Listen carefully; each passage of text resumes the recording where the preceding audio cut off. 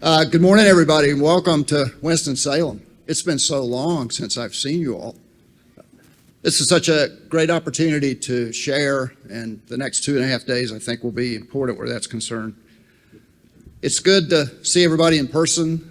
I prefer this form of interaction to Zoom. Zoom has its place, but since the 2021 virtual conference kept us together, I think this is the next step for us to take our relationships and our conversations up a notch. 4 years have passed, and much in our lives has changed with COVID and all of its impacts. And by the way, you all did great work during COVID, specific to COVID in many cases, so I applaud you for doing that. One great thing, though, is that GIS and the uses of the technology in the public and private sectors and in the academic community has expanded tremendously. And it offers great promise for everything that we're about to support the citizens of North Carolina. And we do that through our collective and individual dedication and innovation. So thank you for doing that. Today, over 500 of you have decided that this is important. This conference is important, gathering together is important, and how better to do that than to look at not only the picture of what we're doing locally, but recognize, and I'm serious about this, recognize that there's always a bigger picture. There's a bigger picture than the city or town that you might work in and live in. There's a bigger picture than your county, your region. There's a bigger picture than the state. There's a national picture that we need to be a part of. And potentially there's a global picture that we need to be a part of. You're part of the 18th Biennial GIS Conference. It started in 1987 when a group of people decided that sharing was important and doing it in person was important. You are recognized as the leaders in your communities and at the state level, and I applaud you for doing the hard work, but fun work, that gets GIS advanced wherever we are. I want to take just a minute to go through something about Winston-Salem, particularly for those of you who are not from Winston-Salem or much less from North Carolina, possibly. There's a lot you need to know about Winston-Salem. It's recognized by Southern Living Magazine as one of the South's best cities on the rise. As you can see around you, if you've had a chance to walk around, and you will be able to do that over the next couple of days, there's been about $2 billion of investment in downtown, and that's reflected in residential communities, commercial communities, restaurants, and those kinds of things. The Innovation Quarter is one of the fastest growing urban-based districts for innovation in the United States. Since 2012, 1.7 million square feet of mixed-use space has been completed, integrating new things into the historic structures in Winston-Salem. Winston-Salem is home to several academic institutions, and I'll just take this time to mention the ACC tournament just down the road. You need to pay attention to this, but that's also important, and Wake Forest University will be a part of that. I was going to come on stage today with a basketball, but I thought that was a little over the top. So, Winston-Salem State University is also in North Carolina, in this part of North Carolina. The University of North Carolina School of the Arts, which is one of the first public arts conservatories in the United States. And this last one I'm going to mention, I didn't know, and I'm a native North Carolinian, but now I know and I appreciate it more. Salem College in this area here is the oldest educational institution for girls and women in the U.S., and it just celebrated its 250th anniversary. Think about that. That's significant. So for those of you who like to eat and other things, this is the home of Krispy Kreme. So visit one of those when you have a chance, if you don't already. Texas Pete hot sauce. And Hanes Brands. You don't eat Hanes Brands. Hanes is a hosiery and that kind of business, but it started here in Winston-Salem. So before I introduce the next speaker, just wanted to convey that the next 2.5 days will be very informative for you. We have lots of sessions, as you've seen from the schedule. If you've been to one of our conferences before, you know what to expect, but for those of you who are new, get ready, hydrate, and do those things that will keep you going through that 2.5 days. I'll cover the conference details a little bit later, but first I'd like to introduce a couple of key leaders in North Carolina where GIS is concerned. And first I would like to bring Secretary Jim Weaver to the podium. Secretary Weaver is the Secretary of the Department of Information Technology, one of the sponsors of the conference.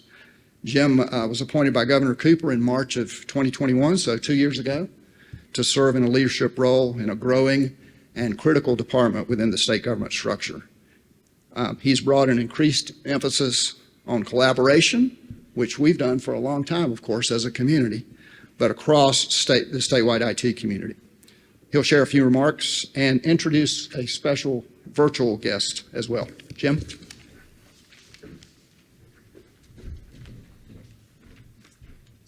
It's silent out there. It's like, do we need to play more music? Do we need to get up, dance in the hallways, aisleways? So I was told this is where I come for a map. Is that true? That's all we do is make maps? Nah. All joking aside, I want to extend a warm welcome and greetings here today, and welcome to the 2023 National North Carolina Geographic Information Systems Conference. And at the end of the day, data is at the heart of decision-making here in government, and that's so true here in North Carolina, whether it's in economics, healthcare, technology, or education. The goal of the data we work with is improving the lives of all North Carolinians. You'll hear that repeatedly from Governor Cooper: an educated, a healthier, a prosperous, and an equitable North Carolina. So data is key in supporting all four of those tenets. And one of the most important questions we have and that we need to answer is where? Where do we find the people who need the services? Where is there a prevalence of certain health conditions that's occurring at a higher level than other areas? Which addresses have more or less access to services such as broadband, educational opportunities, or recreation? NC1 map, as an example, is a collaboration at its best through the Geographic Information Coordinating Council. And many of you contribute to that on a regular basis, and we want to thank you for putting forth that effort on behalf of the statewide community. I'll talk a little bit later about how important just that effort alone has played into some of the things we've done here in North Carolina. Taking GIS data is taking our perceptions of the accessibility of services and turning them back into a reality.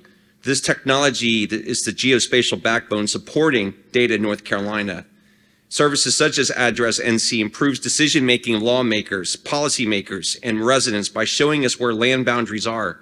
The ability of a community to recover from natural disasters like Hurricane Matthew in Florence, where voter registration is low, and giving emergency 911 services the ability to locate a resident in the need with greater accuracy than ever before. Data tells us a story, and at the heart of that story is the people. And we have amazing people here working tirelessly to give people in North Carolina the best of GIS mapping technology, helping to improve government services for North Carolina residents on a daily basis. And let's be honest, where are government services most seen and interacted at by residents of this state? It's at the local government level. And if it wasn't for all of you in local government helping to support us in this effort, we would be nowhere close to where we are today. So I want to make sure that our local government folks here in this room, you are all heroes in the GIS community, doing what you do on a daily basis and supporting us so we can take your hard work and leverage that ability at the state level. One of the things that we talked about as far as the NC1 map was around the addressing information. Today, at the IT appropriations hearing, which is going on concurrently right now, I can guarantee you there's 5 maps that are being reviewed with legislators talking about broadband, the broadband inequity that exists here in the state of North Carolina, and all of your hard work, whether you believe it or not, has made that very possible. We are taking the addressing information that you all are providing to us, and that has been the foundational aspect for our broadband mapping efforts here in the state of North Carolina. It has provided us a podium and a platform to go back and challenge the FCC maps on how significant of a situation we have in North Carolina as far as the digital divide that exists in the state. It has led us to protest over 44,000 locations that the FCC believes are served, and we're disputing that. they're at least underserved, and if not unserved by definition. 25 down, 3 up speeds is not serving a household today on the internet for connectivity. We need to at least be talking 100 down, 20 up, or faster. And again, your efforts in making these addressing information available, your efforts in keeping those addresses updated is critical for us to be able to talk to legislators, talk to community leaders, talk to the federal government, and showcase the great work that's going on here in North Carolina. And mapping is a critical component of that. So again, thank you for that. Tim, I want to thank you and the State Geographic Information and the entire conference team, for your hard work in putting together this fantastic event.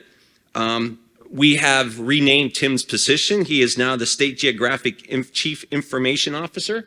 So we're very proud to I'm not sure if we're the first one in the country to have that title, but okay, darn it.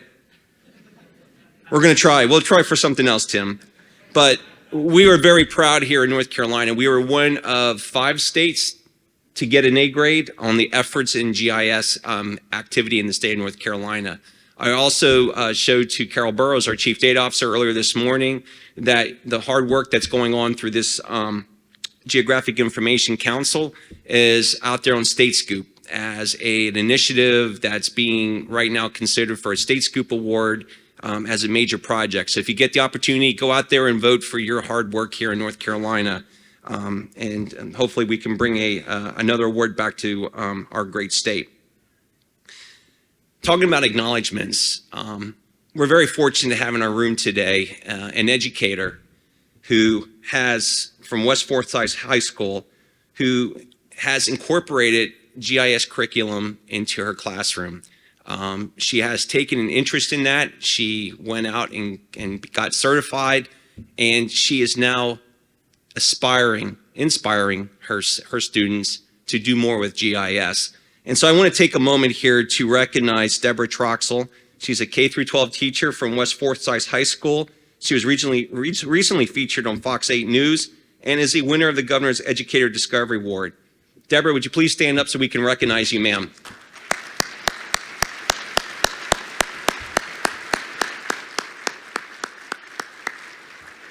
I think it goes without saying, we need more of you. So we need more of you who are encouraging our children, encouraging these students to become curious and looking at the world of possibility. We recently just completed a data-thon the last 2 days, and I can tell you that the high school teams that were involved in that data-thon, every one of them had GIS components involved in their data analysis and the presentation of the material. So it's just great to see how bright our future is here in North Carolina. And thank you to educators like Deborah for enabling those opportunities. I also want to recognize if we have any of our students that are here to see the great opportunities they have in careers in GIS. Do we have any students here yet this morning? Maybe they're going to come a little bit later. Oh, we got one. Okay.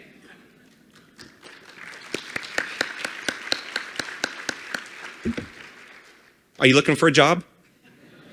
You come to the right place. First, before you talk to anybody else, talk to Tim. Welcome, and we hope that this is a worthwhile event for you as well. And then I know tomorrow we're going to have more formal recognition, but I do want to mention just briefly and acknowledge the winners of the G. Herbert Stout Award, both our student and government winners. So again, we'll have that, I think, tomorrow during the award ceremony, so I'm getting a little bit ahead. And then lastly, it's my honor and privilege. Governor Cooper could not be here today. He sends his regrets in not being able to attend today's event, but he wanted to make sure that he did provide us a virtual attendance. So he did do a little video clip, and we'd like to go ahead and share that. So if we could roll the video clip, please. Hi, everybody. Governor Roy Cooper here. Thanks for being at this important conference. The work you're doing has never been more important. It allows North Carolinians to obtain public services and helps government agencies understand where we can fill needs. Access to high-speed internet is critical for our state's future, and it's a top priority for me and my administration. The information that you're working on will help close the digital divide for North Carolina's underserved communities. And thanks to the Biden administration's American Rescue Plan and the bipartisan infrastructure bill, we'll have the funds to make the transformational investments that we need. I'm grateful to the people working hard at NCDIT and the Government Data Analytics Center, whose work is often a model for other states. We'll keep investing in this important technology so North Carolina can continue to be a leader in this area. And we know our students need to be the next generation of geospatial data leaders. And I'm so glad that you're all here, and congratulations to the winners of the G. Herbert Stout Award. Have a great conference, guys. Okay. So again, as I said, Governor, a lot going on in Raleigh as well. So a lot of legislative activity going on. Everybody. I'm looking forward to the broadband discussion later, a little bit. I think it's today, right? If I remember on the agenda. I'm excited to see the mapping that was done. I was told that they were not going to give me a sneak preview. I had to wait till I came out here. So I am here and I'm looking forward to that conversation. Again, I'm looking forward to spend the next 2 days with all of you. So please, if you have any comments, questions, or things of that nature, see Tim. He knows it all. I just get to be the guy who gets called secretary. So Tim, I'll turn it back to you. Thank you all for coming out here.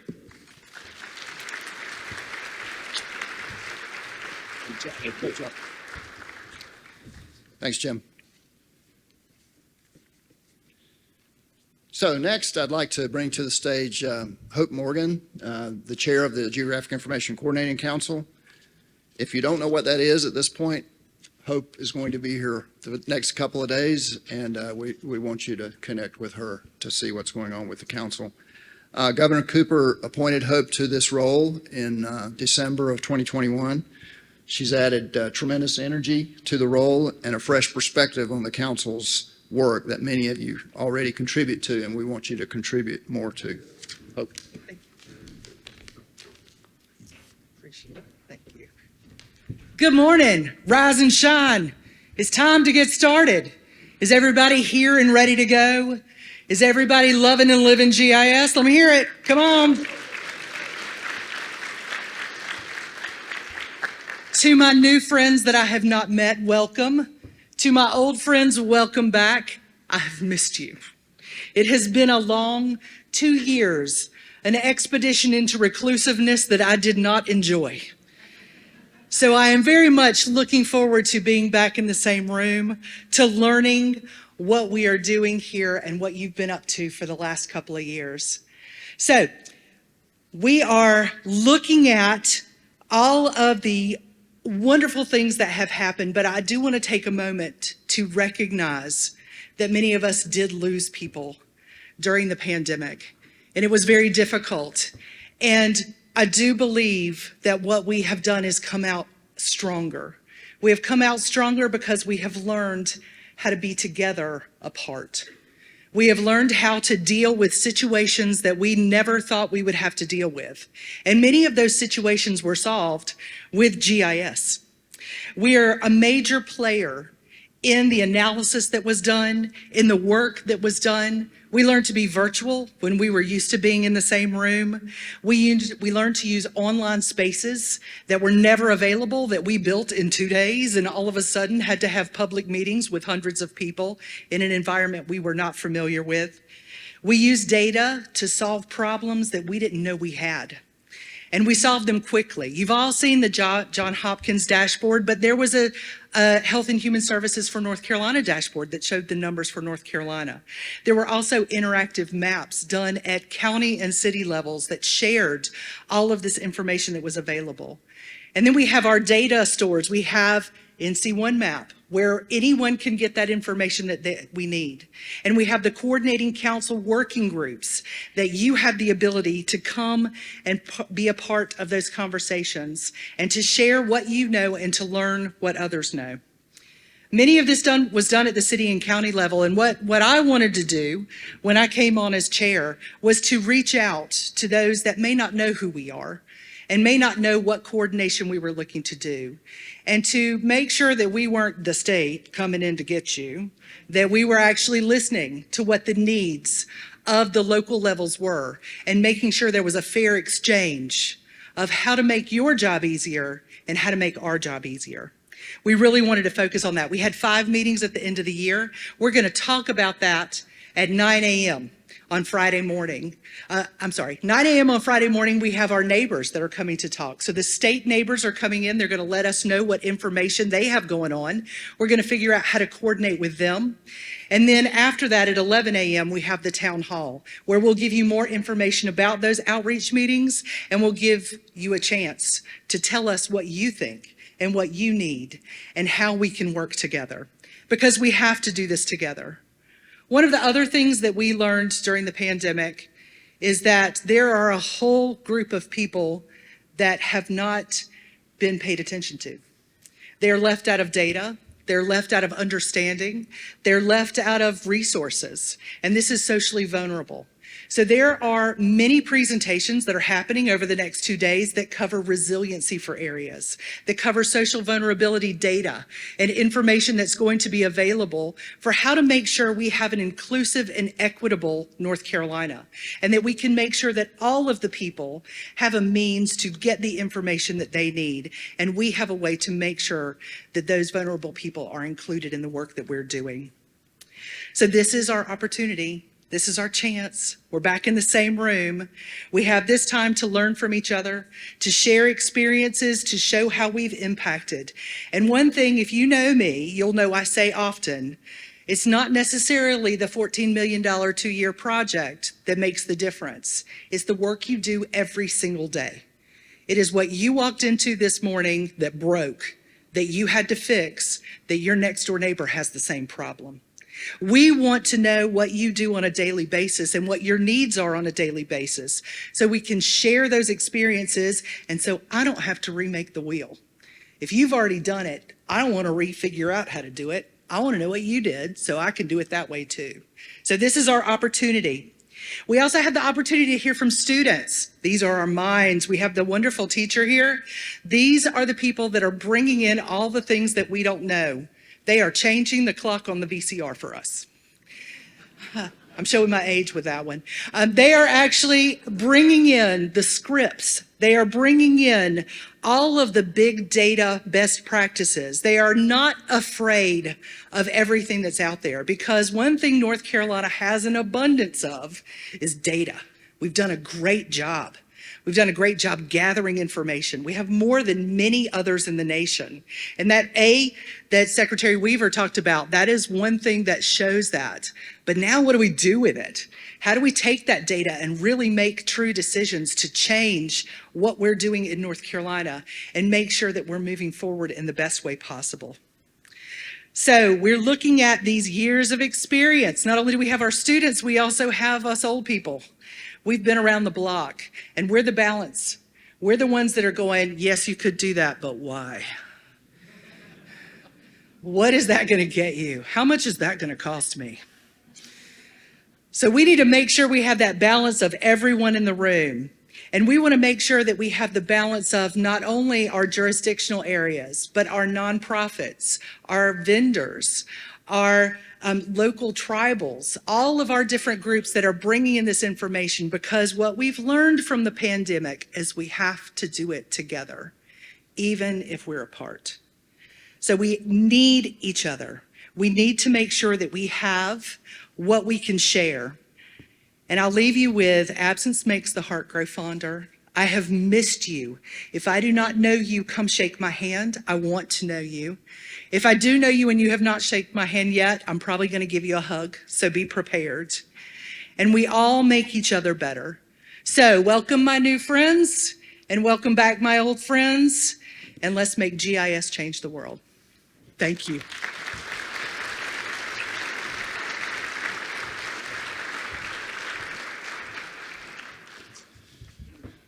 Thanks, Hope. You know what I said about energy. She probably has more energy than anybody that I know, except for Pokey Harris, maybe.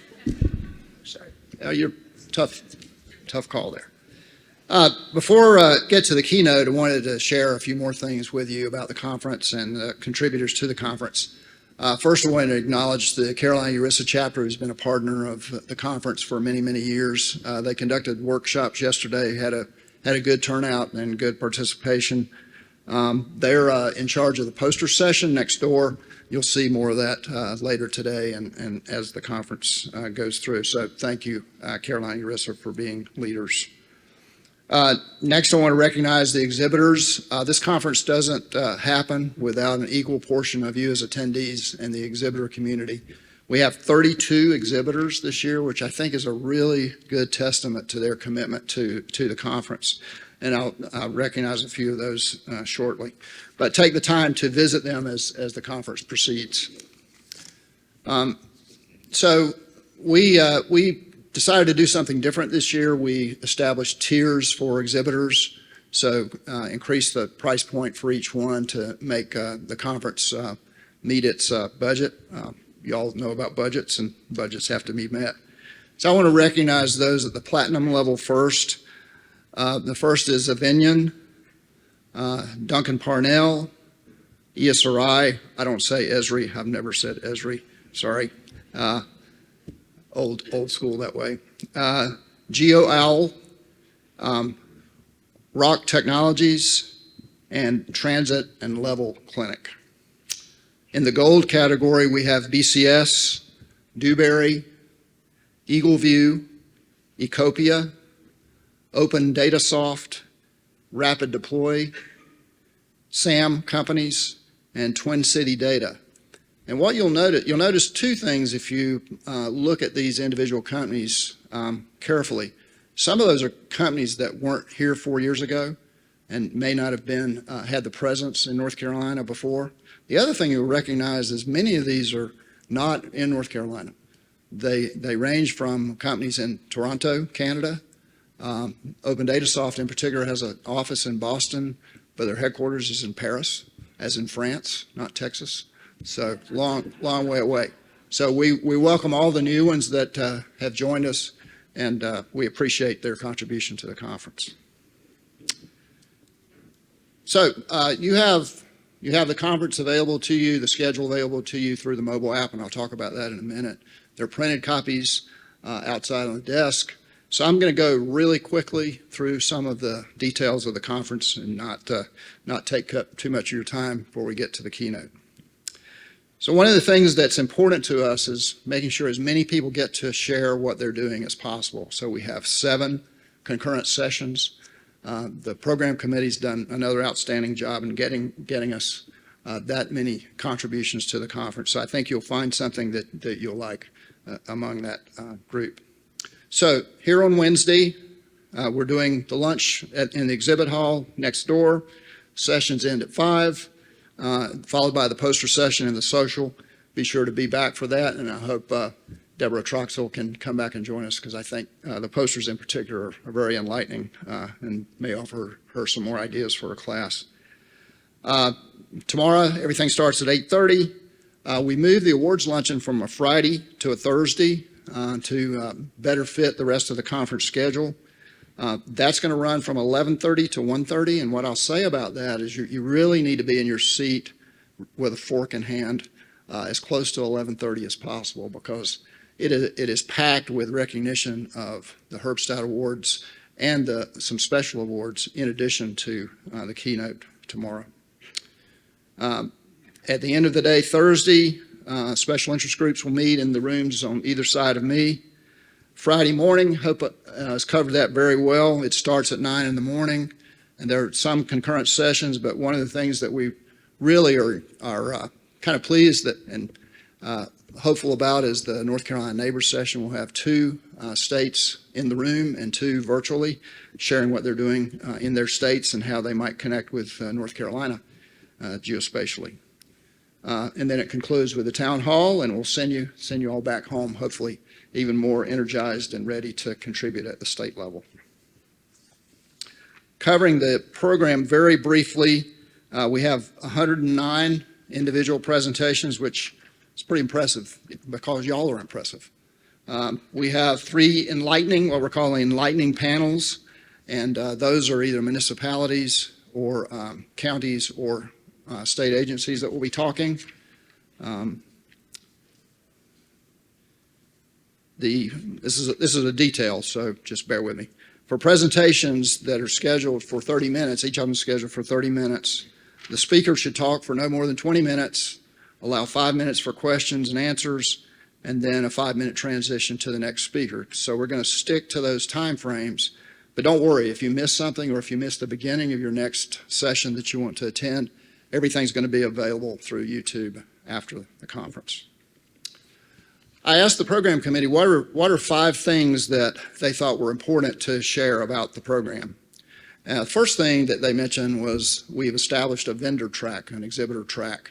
So we have a whole track of presentations that come from those exhibiting in the exhibit hall. So this is a first for us. We thought it was a good step, getting them more exposure than just the exhibit booth. So we're looking forward to that. The second thing is the range of panels. I've already mentioned those. In addition to the kind of the user type communities, we have a panel centered around municipal boundaries, which is one of the things that the council has been studying and trying to find a solution for. And we believe we found a solution. Now it's a matter of implementing the solution. You'll hear more about that. The Department of Environmental Quality is going to talk about all of their geospatial technology implementations at that level, which is pretty exciting, I think. We have 2 keynotes this year. One you're going to hear shortly and one tomorrow at lunchtime. We wanted to make the emphasis about the importance of geospatial as a profession and what you need to do to achieve more in your profession and what you need to be looking for in the future. I see Joseph there. Welcome, Joseph. The closing session that we've already mentioned will be the town hall, and Hope and I will facilitate that, but we really want you to do the majority of the talking. So be prepared for that. And you might see something today kind of prompting you for the kinds of questions that we want you to consider between now and Friday at 11 o'clock. The 5th and final piece of the program is that the program is extensive, just not only in time, but the sectors that it covers, from local to state to federal to academic and other sectors. So we feel like we have all the bases covered. We'll go as deep as we can in those 30-minute slots and hopefully identify things that we can talk about in the future. Next, I want to shift just for a moment to technology. There are QR codes like the one on the screen where you can access the CVent application that shows the schedule, the speakers, the attendee list, and so forth. So I would ask you to go ahead and do that if you haven't done it already. Most of you probably already done it already. I'm behind the times probably. And I mentioned that everything will be available through YouTube. Give us probably 30 days. I'm looking at Brett, so 30 days is okay. Yeah, okay.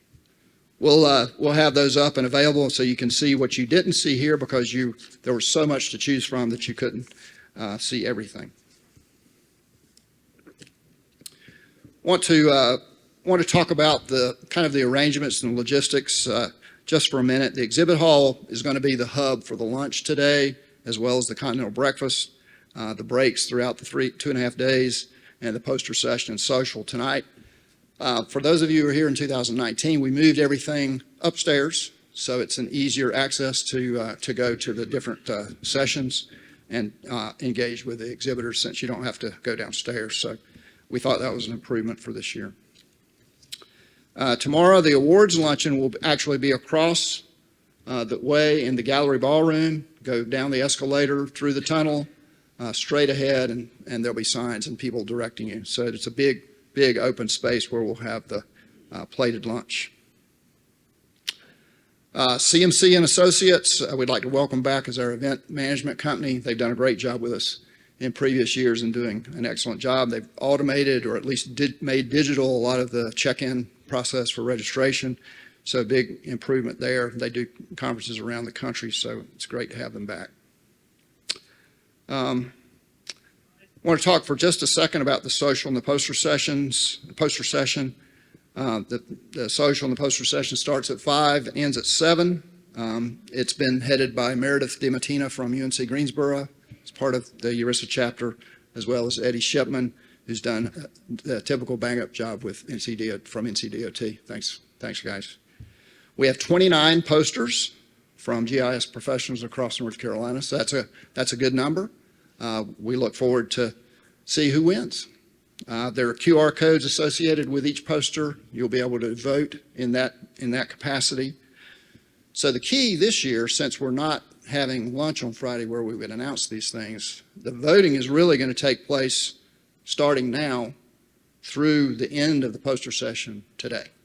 So you really have a limited amount of time to see 29 posters. And I think obviously they're all worthy of being reviewed. So take the time, even if it takes away from discussions a little bit, because I think the effort that folks put into those posters is worthy of your time. So tomorrow at lunch, we will announce the first, second, and third place for the posters. And so that's kind of a traditional thing we do. Tonight at 5:15, no, tomorrow at 5:15, special interest groups are meeting. There's a list of those in the program. Select the one that you think you'd like to most be a part of tomorrow. And so I will leave you to that. And I think that's all I need to share. So I want to shift gears to talk about the keynote speech for this morning. Bill Johnson is someone that I've known for over 20 years. Bill has on the order of 38 years of experience in the GIS profession at the state of New York and now in the private sector. Bill has a message that I'm not going to steal his thunder at all and just let him talk, but I think it'll be encouraging for you. I think he's going to ask you to participate a little bit and just get the energies flowing about what you can do with your career that's important, not only within your organization, but beyond. So, Bill, join us.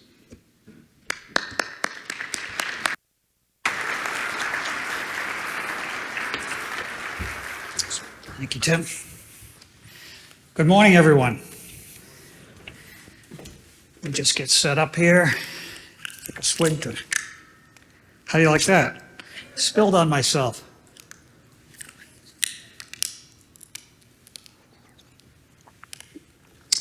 Well, this is going to look great on camera. I've got my shirt all wet, but that's okay. And Hope, I loved your remarks this morning. I think the comments I'm going to have here are going to dovetail pretty well with that. So you can see the title of my talk here, Carpe Geo, a field guide to enjoying your career journey. And hopefully that's going to make some sense to you as I tell you some stories. So what I'm going to be doing is storytelling. I'm going to tell you a little bit about my career because I think the experiences I've had over, as Tim said, over 38 years now, might be informative to the kinds of things you might be able to get out of your career. And the point of telling these stories is not to talk about how to do GIS or the latest in data or technology, software, methods. You're going to have plenty of opportunities to do that in all the tracks at the conference here. What I'm talking about is why this is such a great career, why the work you do matters. And my goal this morning is to help you feel a little bit of inspiration about the importance of this work. And so that's the point of these stories. So this is going to be quite autobiographical, and I'm going to teach you a couple of Latin phrases along the way. So here we go. So I started out at the New York State Department of Transportation, fresh out of graduate school in 1983. And that was my first real job because I come from a family of builders.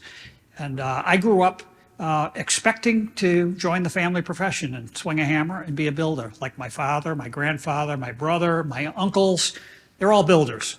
And I actually went to graduate school. This may seem a little odd to you, but I went to graduate school not really expecting to use that degree. I was young. I got an assistantship to go from where I grew up in central Massachusetts out to Michigan State University. So I basically got my master's degree for free because I had an assistantship, and they get plenty of labor out of you in return. But I didn't really have to pay to get my master's degree. I don't think that's really available much anymore, but back then it was possible. So it was a chance to just go do something different, and some things happened along the way. So one of which was my first day on the campus of Michigan State University. I met my future wife. And so by the time I finished my graduate degree, 2.5 years later, we were married. We actually got married in the chapel on the campus of Michigan State University. And so I had my wife was, my new wife, was interested in not taking a gamble on this self-employed track that I thought I was going to be on. She was more interested in me pursuing a real salaried career that could be a little bit more dependable. So I thought, I'll just try this out for a little bit. And I got a job at the New York State DOT. And in New York, and I grew up in Massachusetts, not New York, so I had no history in the state of New York. And the New York DOT, like most departments of transportation, was the home of the mapping program for the state of New York at that time. There was no state GIS office. State GIS offices were not a thing yet in 1983. And so I got there, and unbeknownst to me, that mapping program at the New York DOT was one of the very best in the country. And it turned out to be a fantastic place to learn the business of mapping. We didn't even call it GIS back in those dark ages. I just want to briefly show you a little bit about my career track. I started at the absolute bottom rung. I started as a mapping technologist 1. My salary was $20,222 when I started that job. And as I said, I was expecting to just give it a try, maybe a year or two, and then move on to something else. I actually had an attitude that maybe many of you have heard. I didn't think much of public service, of working for the state or in government. I had this impression that people that worked in government service were maybe a step down from the people out there in the private sector. We're just doing enough to get by, good enough for government, right? We've all heard those kinds of impressions, and I certainly carried that baggage with me when I started the job at New York DOT. But what did I find when I got there was very different. This was a great organization to work in. The boss was really progressive. He was committed to doing great work, and it really fired me up. And I blossomed. You can see there, I very quickly went through a succession of 4 promotions in my first 2.5 years there. And 2.5 years after I started, I was the number 2 guy in a 45-person office, which was just utterly amazing. So the colors on this graphic, just to explain briefly, the colors on that graphic correspond to the different agencies that I worked for in the state of New York over my 31.5-year career. And it looks like I bounced around through several different agencies. In fact, it was quite linear. In fact, the mapping group at the DOT became eventually the state GIS office in the state IT agency. It just took the state of New York a while to figure out where the right home for it was. So it moved, me and the function moved through 4 agencies before we landed in the state IT agency where it is today. And I'm happy to say I was appointed as New York State's first geographic information officer. So I'm the scrappy kid from the other side of the tracks who expected to have a blue-collar career, stumbled into this at the bottom rung, and I retired at the top rung as the state's first geographic information officer. And I'm really quite proud of that and feel very lucky about this career because I really feel like GIS is a very special career. It stands apart from so many other disciplines. It touches on so many things. It's very multidisciplinary. And we are doing good with GIS. And my stories hopefully will give you a bit of a flavor of that and help you feel that about your own work. So I had the 31.5 years with the state of New York. I retired in 2016, actually almost to what's today, the 8th of March. I retired on the 16th of March in 2016. And 5 days later, I started another job. I took a job in Washington, D.C. at a place called the Universal Service Administrative Company. They are a big nonprofit arm of the FCC. And the Universal Service Program is a program paid for with a little surcharge on your phone bill. If you go to the last page on your phone bill, page 33 on your phone bill, there's some fine print about the Universal Service fee. And that goes to the FCC, and it's been paying for broadband for the last 40 years. Well, it didn't used to pay for broadband, but that's what it pays for these days. And anyway, the Universal Service Administrative Company, where I took the job in DC, was managing this $10 billion fund in 4 programs, and they were doing it without GIS, if you can imagine that. Can you imagine dispersing money to every community in the country and not having a map of that?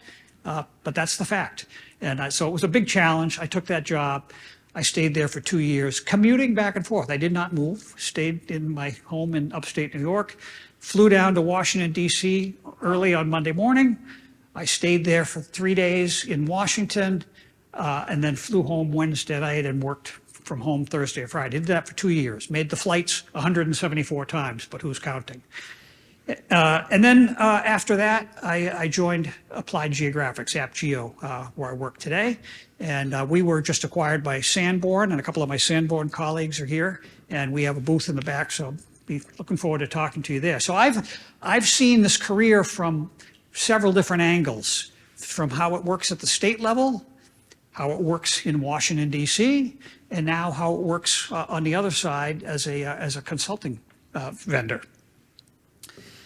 So I want to talk a little bit about the early years of the DOT because, as I mentioned to you, this is what convinced me to stay and make a career out of it instead of joining the family heritage and being a builder like my father and grandfather and brother.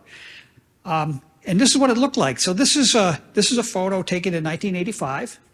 We were very progressive. We were one of the first states to adopt digital technology and convert our maps. When I started, we were making maps photomechanically, if you know what that is. We were scribing film layers, and we actually had, at the New York DOT, we had the full spectrum of equipment. We had all the darkroom equipment. There was a print shop in the basis. The maps were actually printed in the building where I worked, which is kind of amazing. And we had a full photogrammetry shop upstairs. With stereo plotters and the whole 9 yards. So if you wanted to learn the mapping discipline from start to finish, I landed in the perfect spot. And when we started to go digital, this is what it looked like. We had these Intergraph workstations.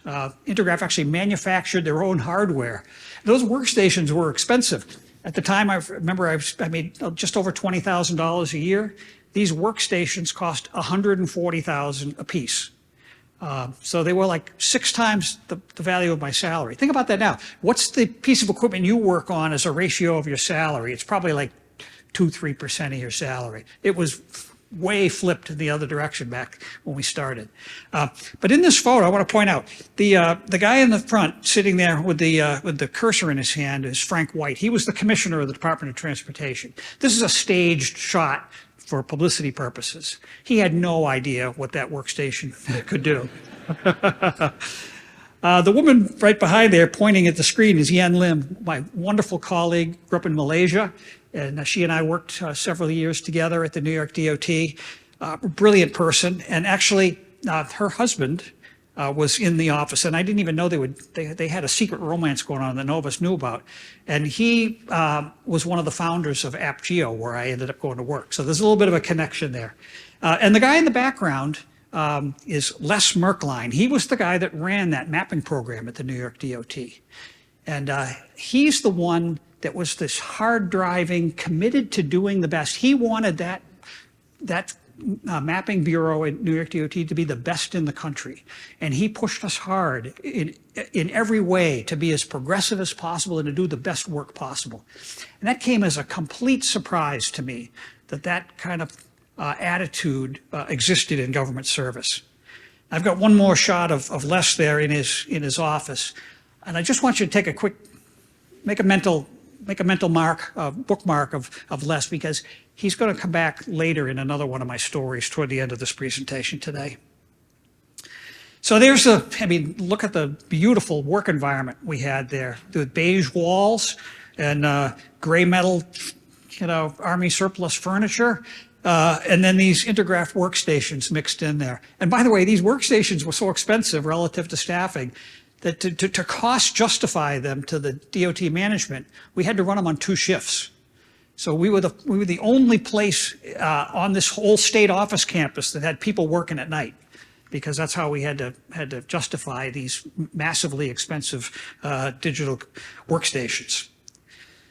All right, so I'm going to shift gears here now and tell you, this is obviously I've fast forwarded. I'm going to use some stories here to illustrate some of the experiences I had in my career.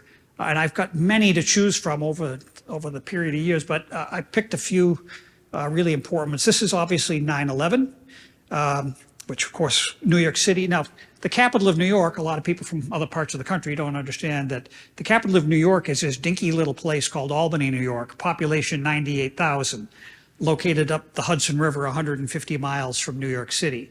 And there's not much in Albany other than the seat of government. It's not a former industrial town.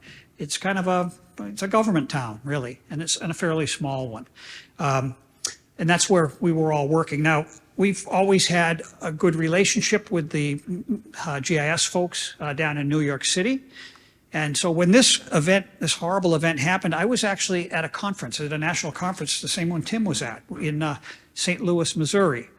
And we had to get our way home from there.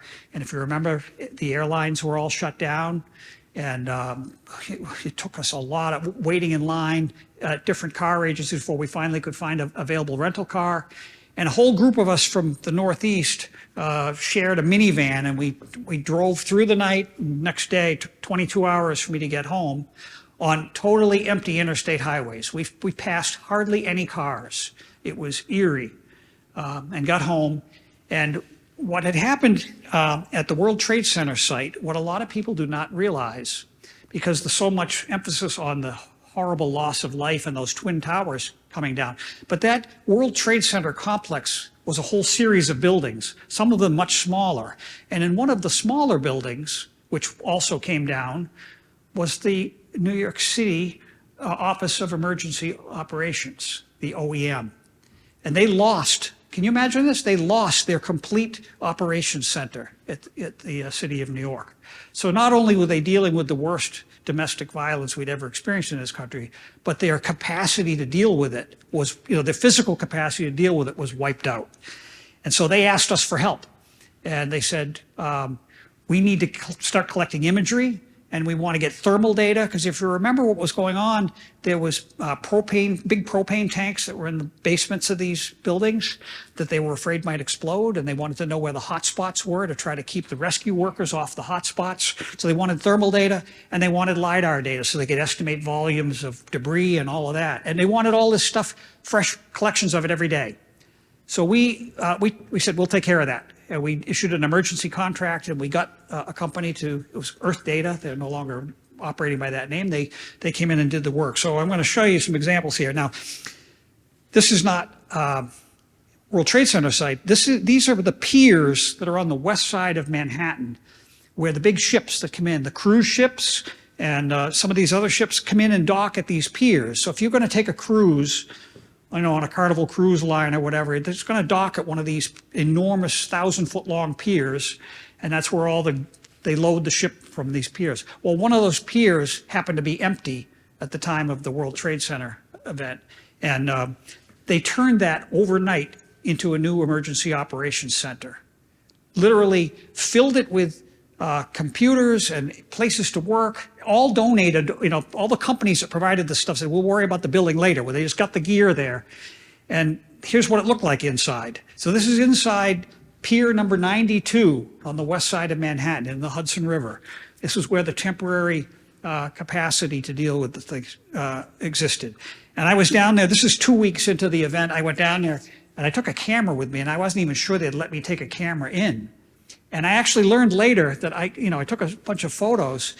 Nobody from the city's Office of Emergency Management had ever taken the time to take any photos. I have some of the only photos of what it looked like in there. Kind of amazing. And way back, like 300 feet deep on the pier, they had this little group, the Emergency Mapping and Data Center. And these are all GIS people like you, who volunteered and said, I will volunteer to work a 12-hour shift and help with the mapping. So they had 12-hour shifts, 8 to 8, going round the clock, to produce all the maps of what was going on. And you can imagine we needed lots of maps. Where were the road closures? Which buildings had been inspected and could be reoccupied? Where were the water mains shut off? Which parts of the subway system were open and operating and not operating? And on and on and on. They needed these updated a couple of times a day. They were releasing them to the press so to keep the public informed. And all of the emergency responders in different capacities needed all this data. And so that's where it was all happening. With volunteers. Nobody got paid for doing that work. And so some of the imagery we collected, this is the very first ortho imagery that was collected over the site. 2 days after the attack is this image. So we were collecting these every day at about midday. We had an aerial collection aircraft stationed at the Albany airport, 150 miles from the city. It's only, 40-minute flight to zip down from Albany, collect the imagery, fly back to Albany, pull the hard disks out. And we had actually, in our office complex in Albany, we had taken one of the training lab rooms and we used it to set up an emergency production center. And so the people from Earth Data had brought their own computers and we set up and they could take the data off the aircraft and turn it around into processed imagery 6 to 8 hours later. And then we did not have an online way to deliver that data from Albany to New York City. The way we delivered that data to New York City was it was burned to CD-ROMs. Those CD-ROMs were handed to a state trooper, and a state trooper raced down the thruway with the lights on at about 100 miles an hour, boom, to get that data down to the city and deliver it to the pier. And that's the way the work unfolded. Kind of amazing. We also collected LiDAR.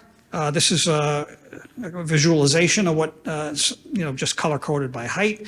This was collected also on a daily basis because they were looking for, is the debris pile subsiding? Are there things collapsing underneath, lower in the rubble that are making it unsafe for the rescue workers?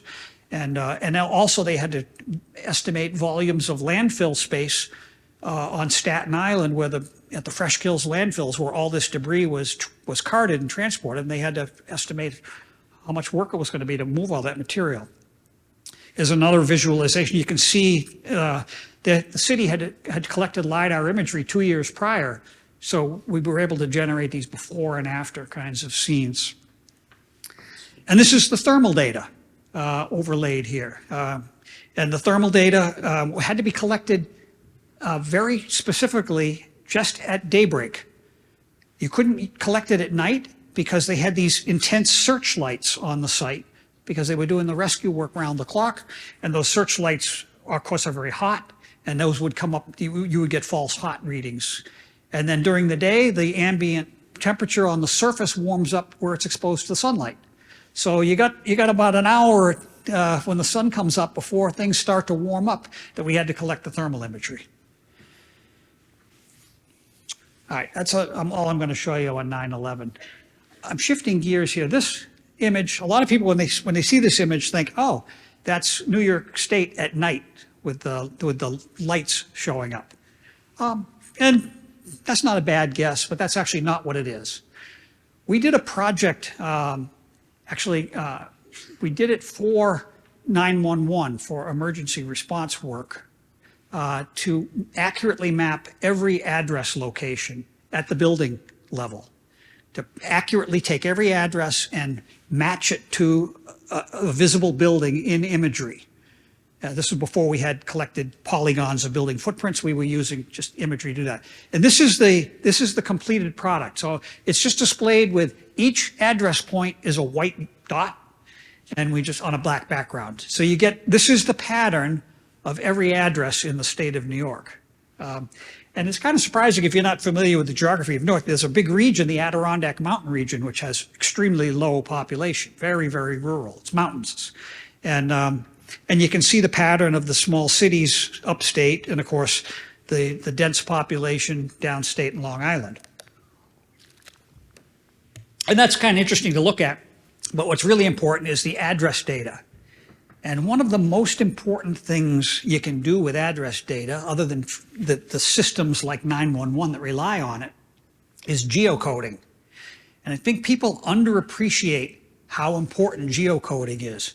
Because in my mind, geocoding is the entry point to convert tabular data into spatial data. And a vast trove of tabular data has an address component in there. And if you geocode it, you can suddenly deal with it in the world of GIS and do incredible things with it. So geocoding is very much underappreciated. And what a lot of people really don't understand about geocoding is that it's often not that good. The geocoding engines are basically sophisticated guessing machines. They're guessing at the location of where an address really is. Most of the time, it's based on ranges of addresses that are on street segments. So, the assumption is that they're all perfectly evenly spaced, and that, address number 50 on a range of 1 to 100 is going to be halfway down the block. And they're estimating how far away from the street center line, they average a certain amount. And that maybe work in a dense urban and developed environment. You get out into the rural areas where addresses have not been assigned in a nice evenly spaced pattern. There might be really long driveways. So all these estimated locations you get with a geocoder could be off by hundreds, thousands of feet. And that's if it's even working well. A lot of times the geocoding engines misinterpret your address components for a variety of reasons and end up on the wrong place. So one of the things I undertook when we were looking closely at geocoding was, let's do an accuracy assessment of the geocoders. And so the first thing I needed to do was find out who's using what for geocoders. And I can't say this is exhaustive, but we put together a spreadsheet and I found at least 35 different geocoders being used. This didn't even include local government. This is just the executive branch state agencies in New York. And not every agency told me what they have. So I know it was actually more than 35. And so it was like, uh-oh, this is a problem, because no two of these 35 geocoders give you the exact same latitude longitude coordinate when you feed 23 Maple Street into it. You get estimates that are all over the place. And think about that. If you're going to try to integrate data from different agencies in your GIS, and their belief of the location of a spot on the Earth is all over the place, you can't bring that stuff together. You can't see what the relationships are among that. So it's really important to get the geocoding right. So now that we had this file of 7 million points, and we knew where all the addresses were, that could be the back-end data source for a really high-quality geocoder, because we no longer, a geocoder built on those high-quality address points no longer has to take a guess at what the offset is from the street or how far along the block it is. You're matching directly to a point, and that gives you much better accuracy. So we said, let's test the accuracy of the geocoders, some of those 35 geocoders. Now, when you hear people talking about geocoding accuracy, what they usually talk about is what percentage of the records in their tabular data actually generated an XY coordinate. How many of them were successfully completed? And they might be really happy with, 91%, and the other 9% just didn't geocode because they were incomplete address strings or whatever. But that's not an assessment of your geocoding accuracy. That's just a completion rate. What I care about as a geospatial guy is how good were the results. We think we got 91% of them on the map correctly, but are they really correct? And this is a couple of examples. One of those 35 geocoders, actually several of those 35 geocoders, use an algorithm called SoundX. So if you misspell a street name or a town name, it's using an algorithm that says, oh, that sounds like, and it's finding the match that way. And SoundX found some communities that were misspelled slightly and matched them to communities 100 more or more miles away. These are in your 91% success pile. So you could end up with stuff not even on the right block, on the wrong side of the state. Those are real examples. Now, why does this matter? Well, because the kinds of things you're using the data for. This is a sales tax collection example. In New York State, there's this complicated overlay of sales tax jurisdictions. And some small cities, like the city of Saratoga Springs, which is what this one's from, have a special sales tax district. And that the sales tax district boundary does not even correspond to the city of Saratoga Springs municipal boundary. It extends out a little beyond that. It's this gerrymandered thing. And so every business in the city of Saratoga Springs is supposed to be collecting sales tax based on the address of the person buying the product. So if you buy a car, for example, you go to the car dealer and you're spending 30 grand on a car, there's a pretty good sales tax due on that. And whether they charge one rate or another is determined by where the location of that address is. So if they're geocoding wrong, and here we used the correct location you see is that black point, but several of the geocoders being used, including the one that our state tax agency was using, put the point outside of the special district. So they would not be collecting the sales tax correctly. So this stuff matters. Here's another example. Some of our upstate counties have passed legislation that limits where a registered sex offender can be housed. So when they come out of prison and they're released out into the community, in this particular jurisdiction, the law says that they cannot be housed within a quarter of a mile of a school. And so there's a school there and a buffer. The school property boundary is red there, and then that kind of pinkish boundary around that's a quarter-mile buffer. And the Department of Corrections, who is responsible for the housing placement of these individuals, is using a geocoder. And if they geocoded incorrectly, they might think, oh, this address is outside of this quarter mile. I can place the sex offender there. When in truth, it's well inside of that thing. So again, this stuff does actually matter. All right, enough about geocoding. Let's talk about Superstorm Sandy. This is only 10 years ago, so recent enough that it's probably in most of your collective memories. This happened in September of 2012. Superstorm Sandy started out as a hurricane in the Caribbean. It was actually downgraded to a tropical depression as it came up the East Coast. And when it came on shore, and if you look at that image in the upper left, it came on shore in an area that's called the New York Bight. It's a funnel-shaped part of the landform. The coastlines of New Jersey and Long Island create a kind of a funnel shape. And what's at the apex of that funnel? New York City. And this storm, when it came on shore, the rotation of the storm and the storm track were pushing a big wall of water, a much higher surge than normally happens when that storm came on shore. And it happened at high tide. And it corresponded to a full moon, which results in a higher tide than when you don't have a full moon. So all of these circumstances generated a tremendous surge of water. So we didn't have, Superstorm Sandy did not have huge wind damage. The winds were only like 75 miles an hour when it came on shore. So not that bad. But the water surge was horrible.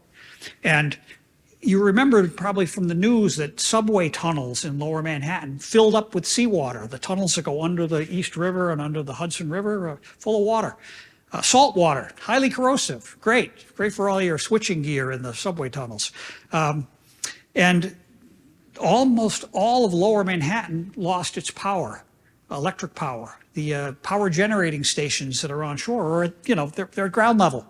And so they all got compromised as well. So lower Manhattan, which you see in the lower left there, is almost all dark. So it was a pretty bad event for New York City.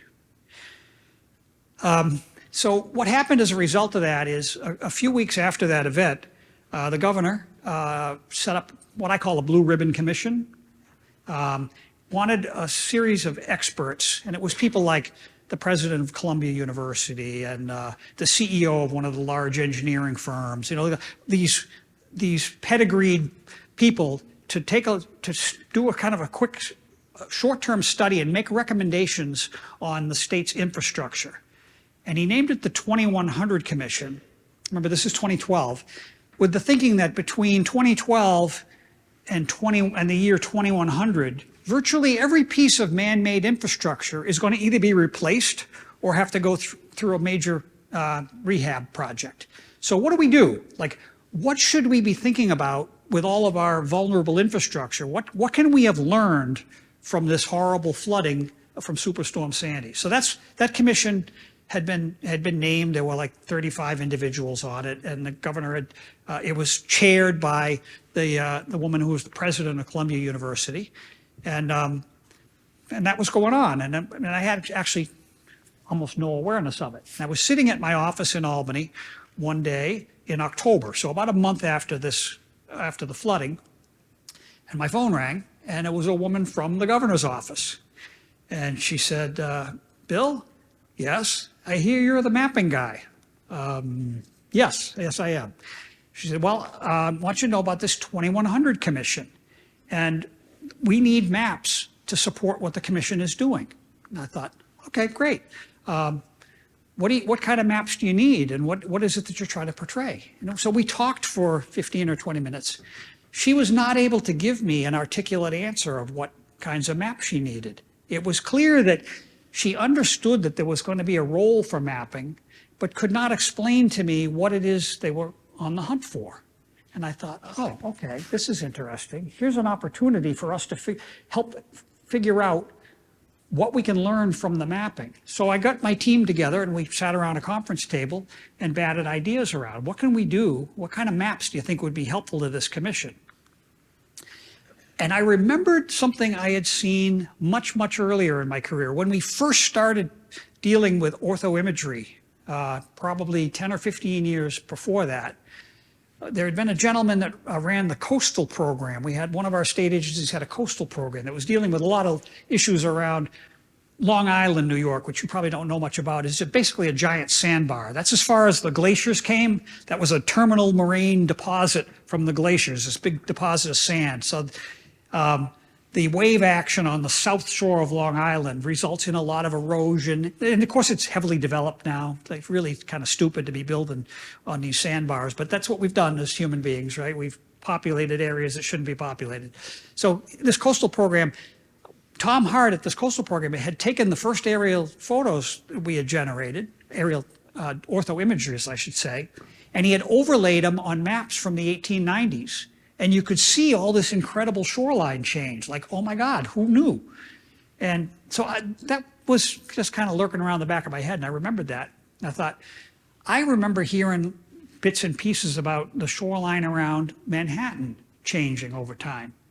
Maybe we could take a look at what was, maybe we'd see some change there. So we had this idea. And that started the quest for data, right? When you have an idea like this, like, how are we gonna figure this out? So I started making phone calls, and one call led to another, and finally somebody suggested to me, they said, I think there's a guy at the New York Public Library down in Manhattan that you ought to talk to. And I called this guy up, his name is Matt Knutson. And Matt and I he didn't know anything about what I was doing up in Albany, and I didn't know anything about what he was doing down in Manhattan. But he was the map librarian in the New York Public Library. How many of you have been to Manhattan and you're familiar with the New York Public Library building on Fifth Avenue at 42nd Street, Bryant Park? It's one of the most beautiful buildings in the city. It's a Beaux Arts masterpiece. It took 10 years to build. It's all made of marble. And you go inside, the woodwork is ornate. The reading rooms have 30-foot ceilings. There's actually 30 miles of white oak shelving to hold up all the volumes. It's a fantastic, and it's open to the public. So if you're in Manhattan, go and visit the New York Public Library main branch on Fifth Avenue.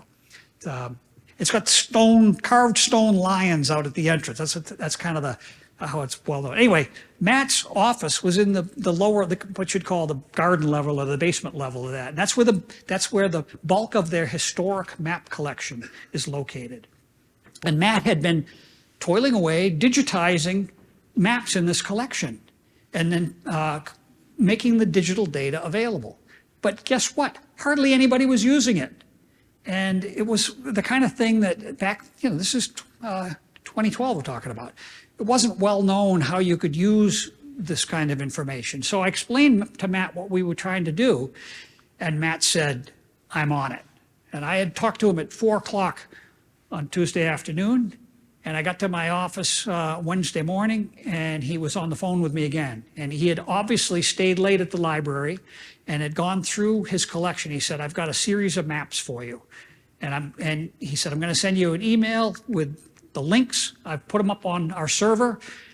So here's the link. This was like unheard of kind of turnaround. And this was early in the years of just using, URL endpoints to access the data. So this was great stuff.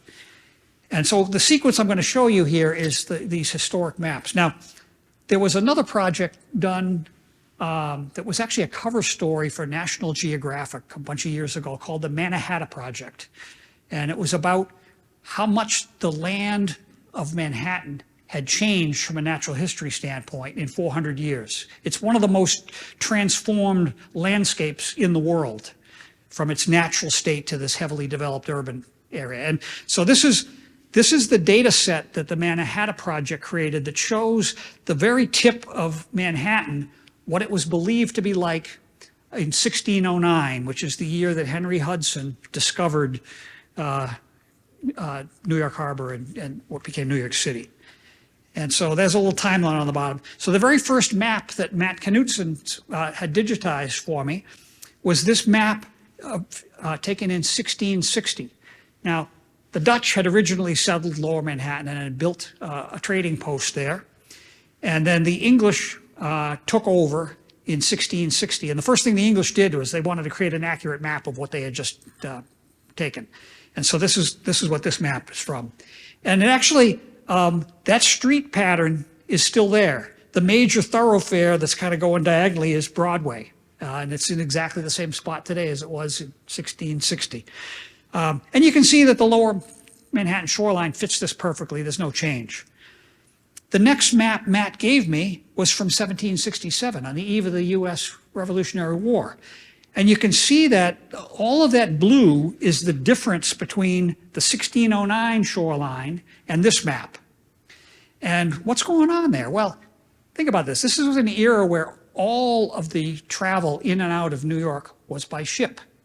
There was no overland travel. There was no road network connecting everything.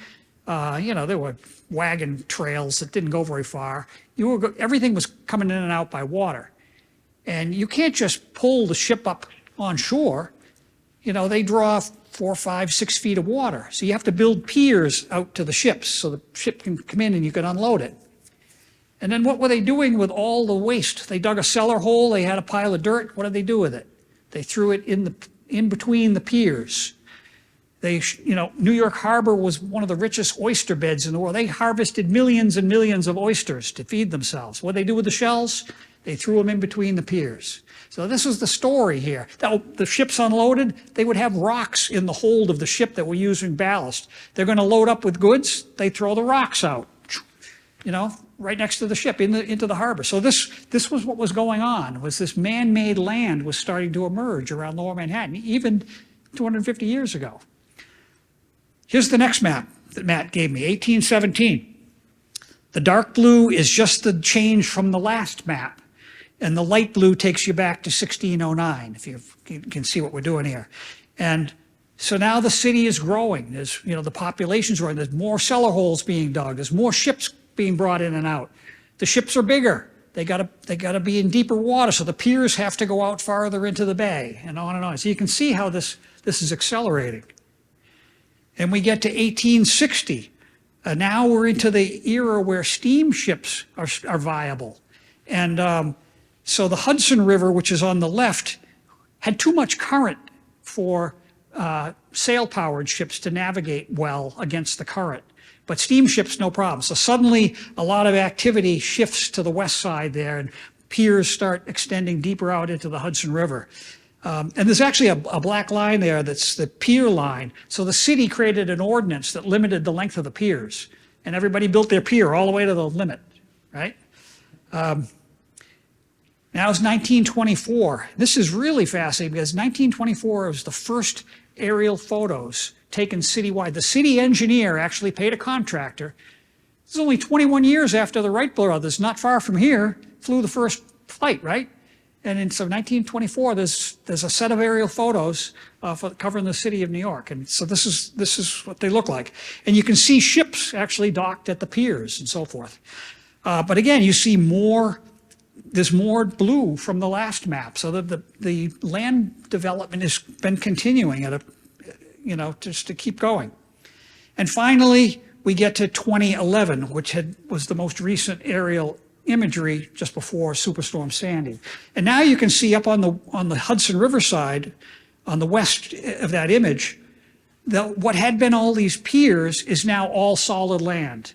There's a housing development on there.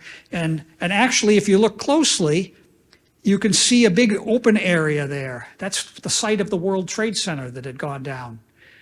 So that hadn't yet been a skyscraper. So guess where the World Trade Center was built? It was built on landfilled land, not part of the original Manhattan footprint. So that's all very interesting. So what we discovered with this fantastic collection of historic maps, and by the way, from a GIS standpoint, this is really easy stuff. All we're doing is overlaying and subtracting the difference. Nothing sophisticated here. A first year GIS student could have done this analysis just as easily as we did. What made it work was this incredible set of data that tells this story. So Lower Manhattan is greatly enlarged from what it started as. But now we overlay that yellow is the Sandy storm surge footprint. Where did the flood water actually go? The blue is all the man-made land, and the yellow is where the Sandy storm surge impacted everything. And guess what? It corresponds almost perfectly with the man-made land. The only places that went in further were areas that were lowland and swampy in 1609. Everything else we built not high enough. This is a man-made floodplain. Think about that. And so these maps, when I was down in Manhattan showing, I had 10 minutes to give this presentation, so I went faster than what you just saw. But I gave this presentation to the 2100 Commission, and it absolutely was one of the most powerful moments of my career, because this realization of what had actually happened in New York City was an untold story. And the conversation that commission had took a complete pivot to a different direction as a result of what we were able to show here, or what had happened. And so the 2100 Commission's report zeroed in on this. It was really a game changer. And to me, the most important thing we can do with GIS is inform policymakers. Inform policymakers. And in my career, this is the most powerful example I've experienced of that, where absolutely was able to show the truth and inform policymakers. So I'm going to, you remember the title of this thing was Carpe Geo, a field guide to enjoying your career journey. So this phrase Carpe Geo comes from Latin carpe diem. And carpe diem, I'm sure many or most of you have heard before. It translates literally to seize the day, seize the day. And when you see or people hear the phrase carpe diem, what they're usually talking about is, making the most of the here and now, the immediacy of the thing. But I think there's a little bit deeper meaning to carpe diem that's sometimes overlooked, which is to kind of push yourself to go further, to maybe take that step that you feel it's like outside of your comfort zone. Maybe take that step. Try something new. Be a bit of a risk taker.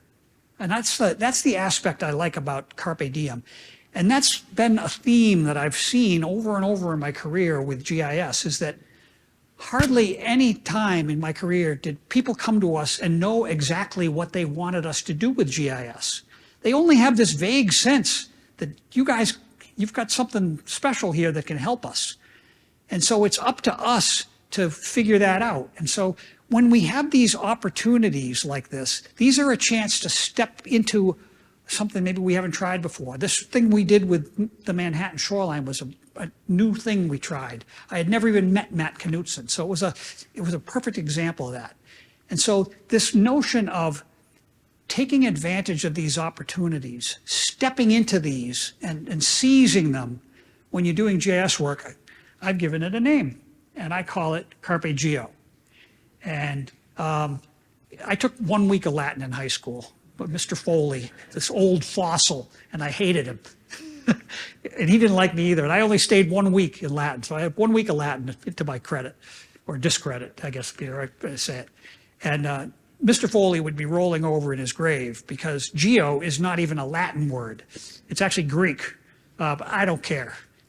So I like this little handle. So I've actually got some stickers. You know, you come catch me after. I want to talk to as many of you as possible. I'll give you a Carpe Geo sticker, and you can put it on the back of your computer. You can put it on your forehead. I don't care where you put it. All right. So how does this actually work? I want to explain how this seizing opportunities tends to work. And this idea of a virtuous circle, how many of you have heard of this before? This is not me. This is a concept that's been around forever. And a virtuous circle is kind of like the perpetual motion machine. It's a concept that one thing feeds on another to create a circle that continues to do good, that continues to produce virtue.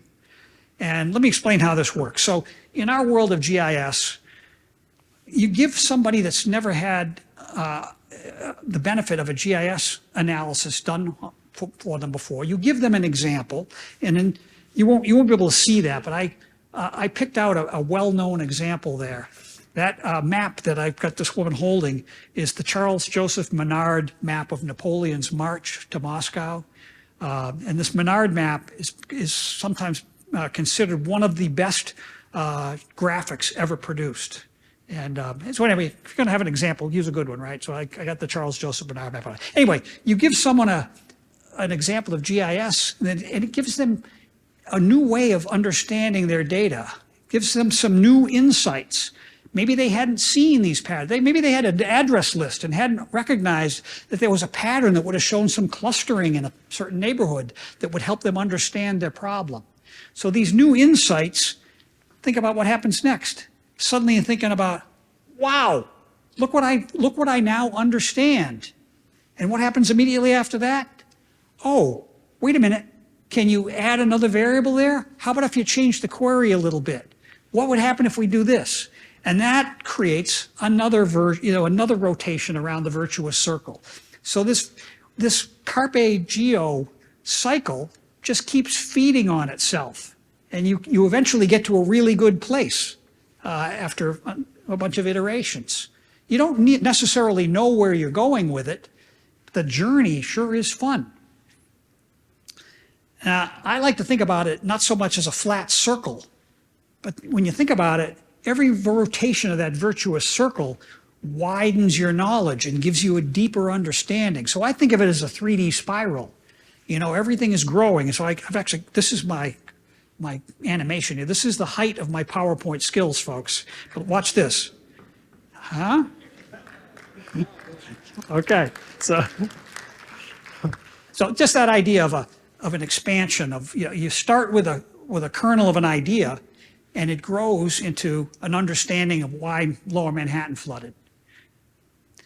Now, I'm going to have no more slides for a few more minutes. I want to talk about some themes here.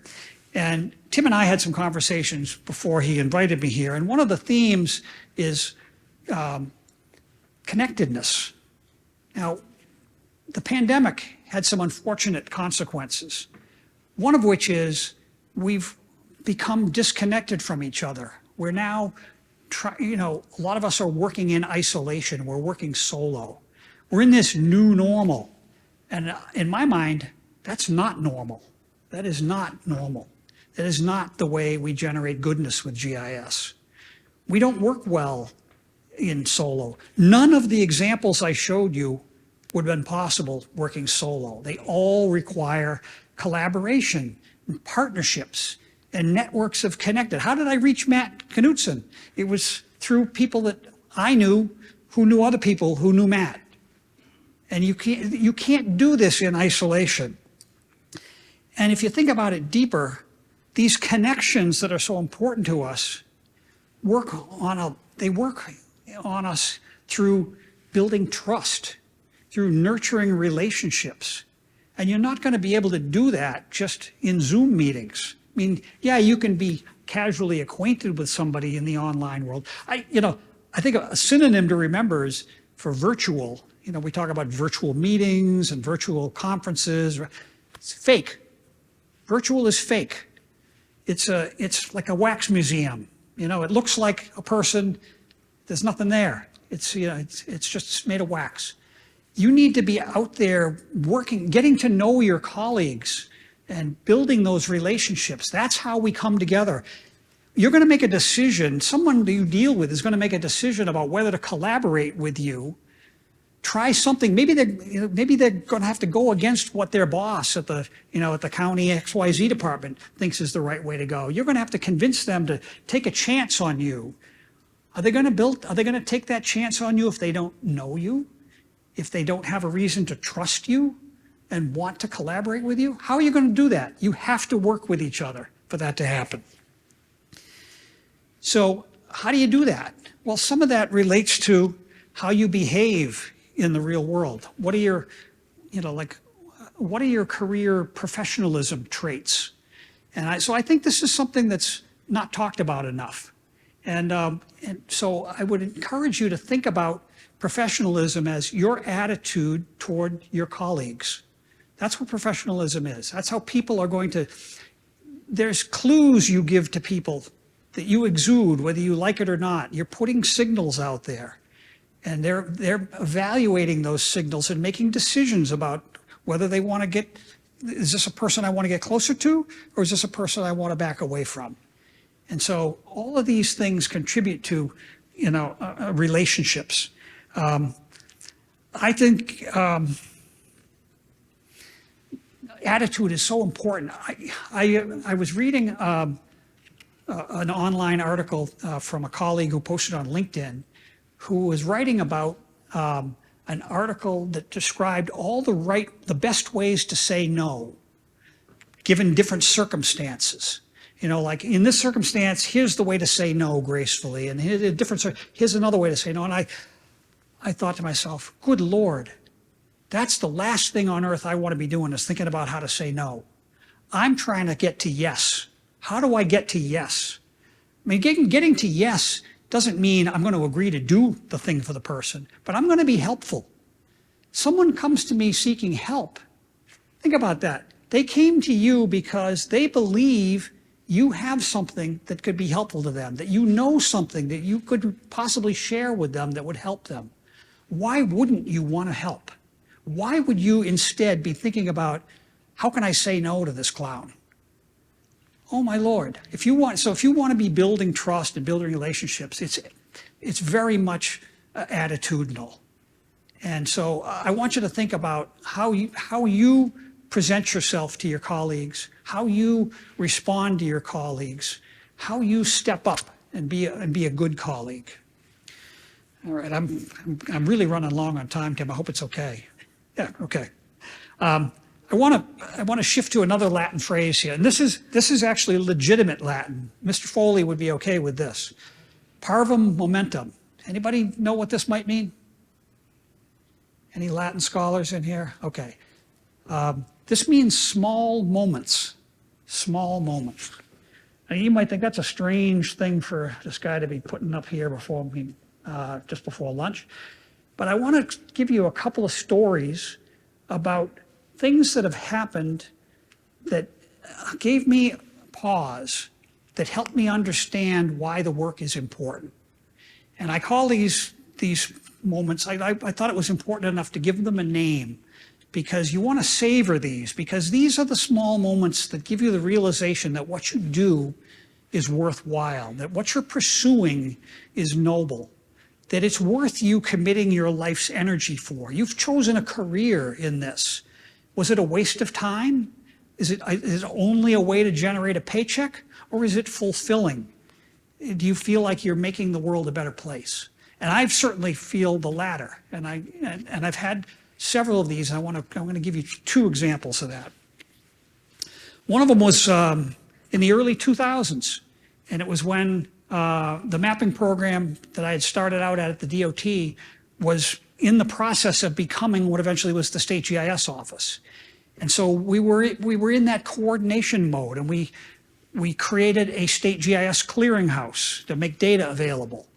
And there were 3 different agencies that had street centerline files that were all slightly different. And we got those 3 agencies to the table over a period of many meetings to try to sort out what are the parts that these all had in common. Let's work on those common pieces together and try to have one road centerline file.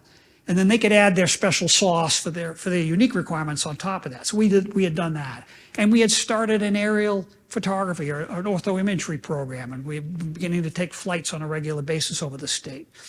And we had counties that did not want to share their data, so we created at least a safe sandbox for them to share with each other. So at least in the government sector, let's share this, even if you're not willing to make it publicly available. Let's just take the step that we can. So we had a thing called a data sharing cooperative. Anyway, we had done all these things, and it had involved a lot of work that I had been involved in. But I hadn't seen what difference that stuff was making. That changed for me one day when I went into the public library in the town where I live. At the time, my 2 older girls were still young. They were like in elementary school.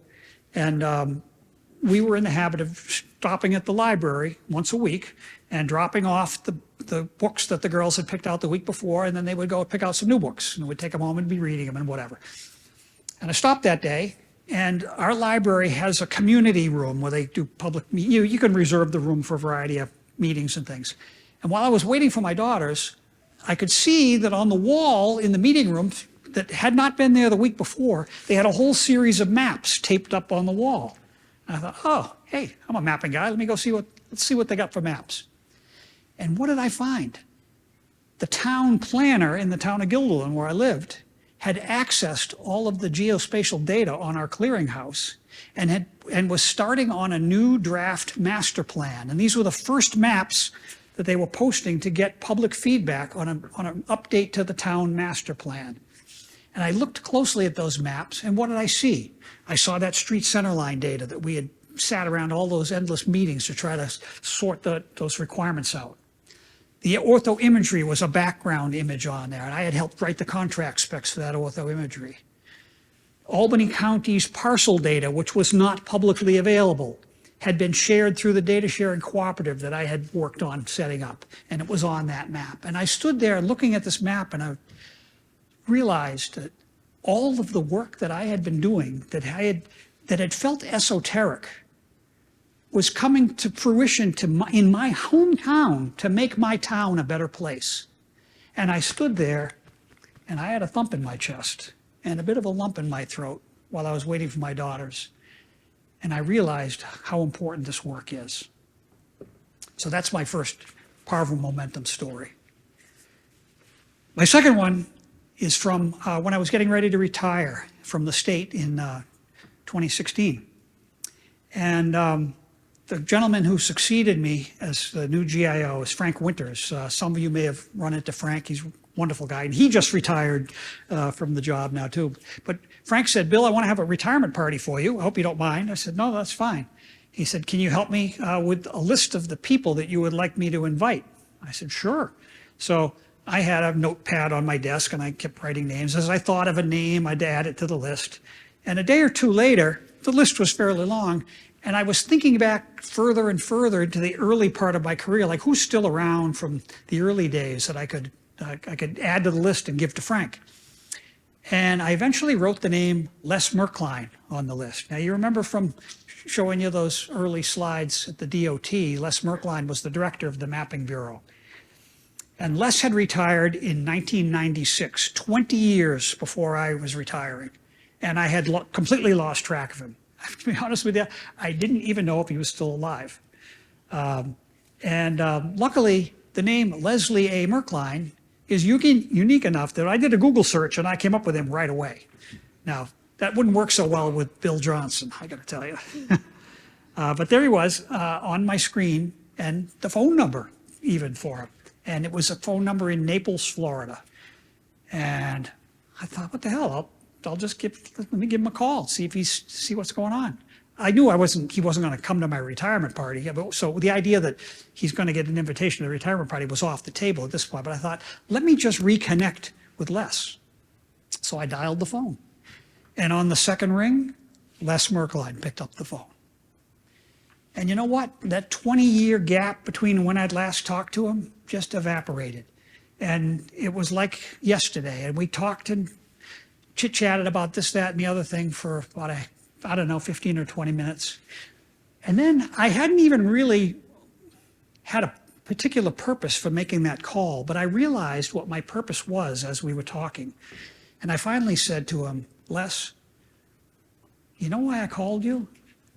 I called you because I'm getting ready to retire, and I'm thinking back to the early days of my career. And I had an accidental career. I hadn't even planned to stay in government. I had a low opinion of that work. I thought it was a temporary stop on my journey. And it was you, Les. It was you that taught me that we could do great work in government. It was you that inspired me. And that's why I stayed and made a career out of it. And the phone got really quiet. There was a long pause on the other end of that phone. But I have to tell you, before I finish this little anecdote, I have to tell you a little bit more about Les Merklein. Les was what you would call nowadays a hard ass. He pushed us hard, and not everybody responded well to that. It worked well for me, but there were plenty of people in the building who were not sorry to see him leave when he retired. And I think Les had felt a bit defeated when he retired. Like everything he had done to move the mountain hadn't made a difference. I think he left on a down note. In fact, one of my colleagues brought in a cake to celebrate on Les's last day at the office. And he didn't even come out of his office to have the cake with us. He refused to do that. We ate the cake anyway, kind of in silence. It was kind of odd. But anyway, so I need you to know that about Les. Les was not an emotional man. He was a hard-driving old German, just push. So the Les I heard on the end of that phone call was a very different kind of a Les Merklein I had never experienced. I had worked for him for 20 years. And when he came back on the line, his voice was on the edge of cracking. And he said, Bill, you have no idea how much this call means to me. And then, the call ended. And I sat there at my desk with tears rolling down my cheeks because it was such a powerful, emotional moment. What I hadn't realized is that no one had ever expressed to him that his work had mattered. He had waited 20 years to hear that. And I thought about it further and I realized this was not only a powerful momentum for me, this was a powerful momentum for Les. And I thought about it further and I realized we have the ability to give these gifts to other people. And then I realized even further from that when we have one of these together, that's a 2-for-1 deal. That's a shared powerful momentum. And those folks are the best kind. Now, I'm going to conclude here with a few final remarks because a lot of what I've told you is about me, and I want to turn the table and ask you to think about and reflect about you and what some of this might mean for you. Because you're probably not getting a call from the governor's office or being invited to give a presentation to a 2100 commission. Maybe you are, and if you are, good for you. Those are great opportunities. But no matter how small you think your role is in this profession, it matters. This is really important work that we're doing.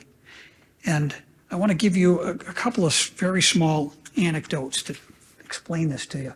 While I was at USAC for those 2 years, one of the things, again, they had not been using GIS. So the first thing I did was I worked through a series of demonstration projects, going to work up examples of how I thought GIS could help them. And I was asked to give this presentation to the USAC Board of Directors that came in twice a year for big meetings. So it was a big deal when the Board of Directors was in the office. So I gave this presentation showing these examples that I got about halfway through, and one of the board members held up his hand and stopped me. He said, "Bill, stop." And he said, "You're like Oppenheimer, unleashing something incredibly powerful." Now, I don't know if you know who Oppenheimer was. He's referring to Oppenheimer, who was the lead scientist on the Manhattan Project that created the atomic bomb in World War II at the Los Alamos lab in New Mexico. And while I'm not sure I really like the idea of connecting GIS to nuclear weapons, he had a really good point. GIS is incredibly powerful. And guess what? Each of you has those powers at your fingertips. GIS sits kind of uniquely at the crossroads of technology and policy, decision-making, visualization, mapping, synthesis of data, this multidisciplinary engine that we all have at our fingertips. And what it does is it allows us to do truth-telling. That's what I did with the 2100 Commission, and that's what you can do with your work every day. You're helping to move the needle to take these complex problems that the world is facing and make them more understandable so that we can work on solutions to solving them. And I think that's really important. And we all need to do more of that truth-telling.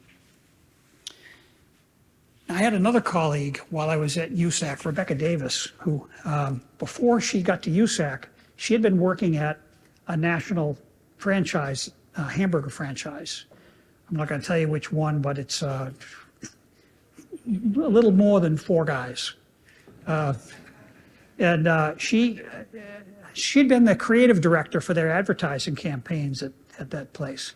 And she said the work was interesting, and from a creative standpoint, she found that interesting. But she said, at the end of the day, all I was doing, Bill, was selling hamburgers. Now, that's not what any of you are doing. You're doing work that matters. You're helping to expose the truth.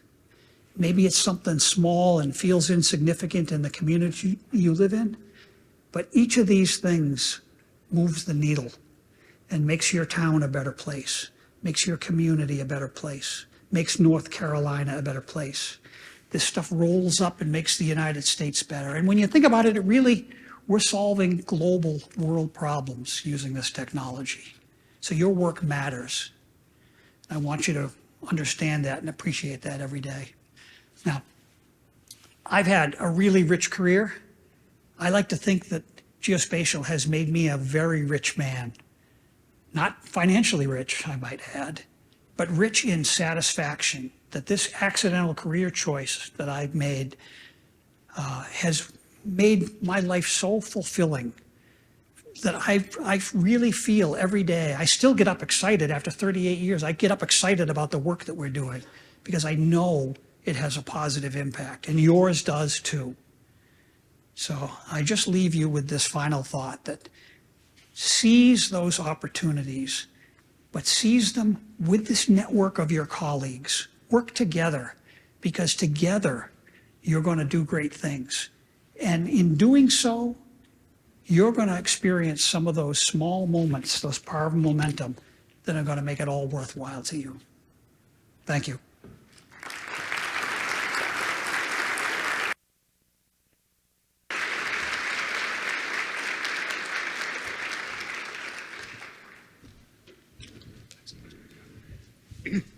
Isn't he great?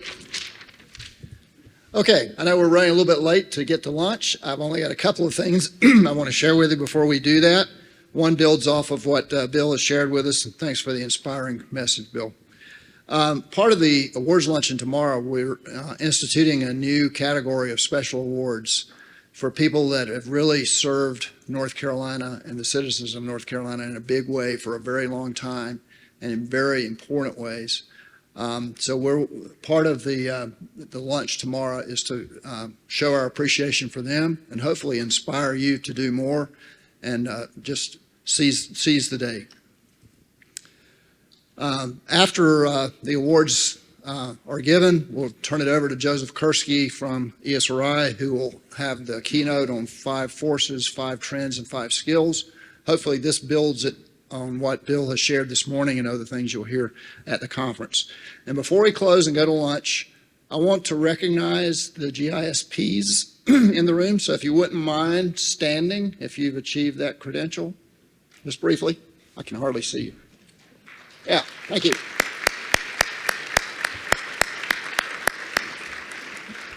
I'm especially proud, sort of like a dad is proud. I've got 3 members of my staff who passed the exam in the past year, and that's a significant achievement. So congratulations to my folks as well. So with that, let's go to lunch. Enjoy the conference, and we'll see you soon.